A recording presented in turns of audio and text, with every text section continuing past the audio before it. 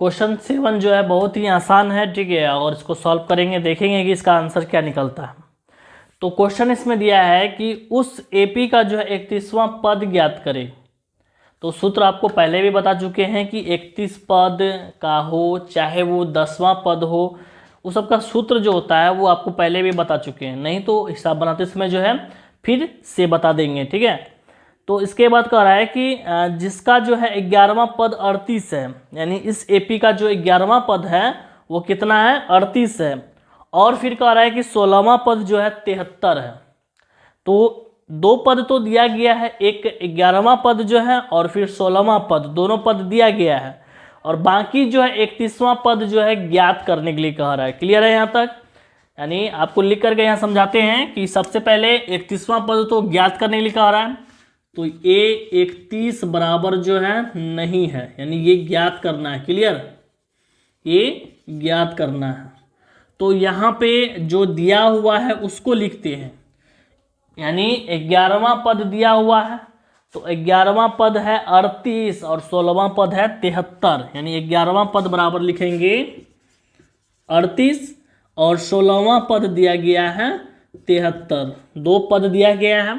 तो आपको पहले भी बताए थे कि इसका जो सूत्र होता है, जैसे कि A11 है तो 11वां पद है तो इसका सूत्र होगा A + 10D, यानी जितना भी पद अगर करेगा तो उसमें से एक माइनस करके उतना डी लगा देना। जैसे सिंपल में कि ए 16 है यानी 16वां पद है तो इसका हो जाएगा A + 15D, यानी एक इसका माइनस हो जाएगा। तो यहाँ पे हो जाएगा बराबर 38, यहाँ हो जाएगा बराबर 73। इसको मान लेंगे समीकरण 1 और इसको मान लेंगे समीकरण 2। अब ये दोनों समीकरण को सॉल्व करेंगे।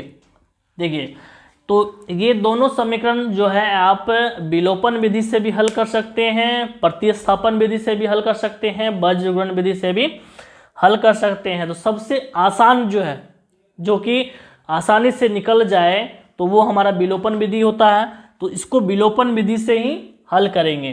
तो यहाँ पे लिखेंगे विलोपन विधि से, विलोपन विधि से यहाँ लिखेंगे समीकरण 1 माइनस हो जाएगा समीकरण 2। क्लियर है यहाँ पे? तो यहाँ लिखेंगे A + 10D बराबर हो जाएगा 38, A + 15D बराबर हो जाएगा 73। देखिए, समीकरण 1 माइनस समीकरण 2 माइनस इसलिए किए कि दोनों जो संख्या है, ठीक है, ये भी प्लस में है, ये भी प्लस में है, तो जब भी दोनों संख्या सेम रहे तो घटाने पर करेंगे। जैसा कि यहाँ प्लस है तो ये छुप जाएगा तो माइनस हो जाएगा, और ये प्लस में सो घेर के यहाँ पे लिखेंगे माइनस, ये भी प्लस में है तो ये हो जाएगा माइनस। इससे क्या होगा कि ये संख्या A वाला जो है कट जाएगा और ये घटेगा, तो घट करके हो जाएगा -5D। अब इसको घटाएंगे, 13 में से उल्टा घटेगा यानी नीचे में से घटेगा, तो 13 में से 8 गया 5, यहाँ पे हो जाएगा 6, 6 में से 3 गया 3, माइनस लग जाएगा चूंकि उल्टा घटाए नीचे से घटाया है। तो अब हो जाएगा D बराबर हो जाएगा -35 बटा -5, कटेगा 5 से 35 कटेगा 7 बार में, यानी D बराबर जो निकल जाएगा वो 5 हो जाएगा, सॉरी 7 हो जाएगा D का मान। तो D का मान जब निकल जाए, आप इसको जो है समीकरण 1 में रखिए चाहे 2 में रखिए, हमको A का मान ज्ञात करना है।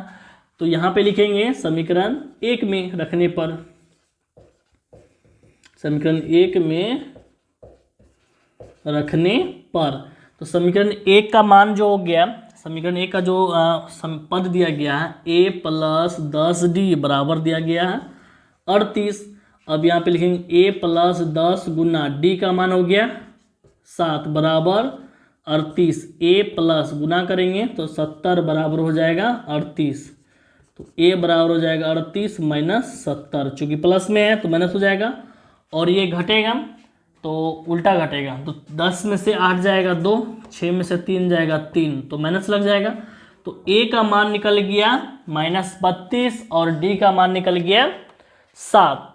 अब जो है ज्ञात करने के लिए कह रहा है 31वां पद, यानी इस एपी का जो है 31वां पद ज्ञात करने के लिए कह रहा है। तो यहाँ पे लिखेंगे चूंकि A 31 बराबर, इसका सूत्र होता है A + 30D। क्या बताए थे? कि इस मतलब कि जितना भी रहेगा उसमें एक माइनस करके डी लगा देना है उतना, तो ए प्लस हो जाएगा 30d। क्लियर है यहाँ तक? अब यहाँ पे ए का मान बैठाएंगे जो कि -32 है, प्लस 30 गुना डी का मान 7 है, तो -32 प्लस, अब दोनों को गुना करेंगे, 7 × 21 हो जाएगा। अब ये दोनों क्या है, प्लस माइनस में है तो घटेगा, 10 में से 2 गया 8, उसके बाद फिर यहाँ पे हो जाएगा 10, 10 में से 3 गया 7, यहाँ बचेगा 1, तो यहाँ पे हो जाएगा प्लस का चिन्ह, है ना, क्योंकि ये बड़ा है ये छोटा है तो घटेगा, तो घट करके प्लस का चिन्ह बड़ा है, इसलिए यहाँ पे हो जाएगा 178, यानी ए 31 बराबर हो जाएगा 178। क्लियर है यहाँ तक?